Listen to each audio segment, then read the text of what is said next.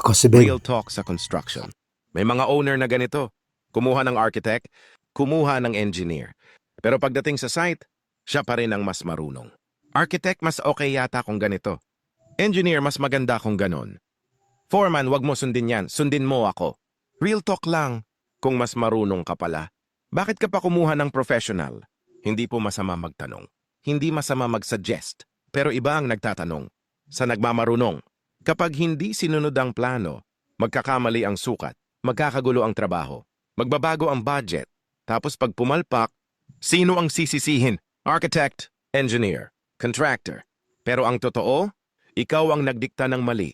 Ang professional, hindi kalaban ng owner. Kaya kampi mo kami para maging maayos ang bahay mo. Pero kung gusto mo ikaw lahat ang masusunod, dapat ikaw na rin ang pumirma ng plano, ikaw na rin ang mag-site, ikaw na rin ang magresponsibilidad. Sa construction, hindi pwedeng pride ang pinapairal. Ang bahay mo, hindi yan experiment. Makinig ka sa expert para hindi ka magsisi sa huli. Follow para sa totoong usapang construction. Diretso, totoo at walang bulahan.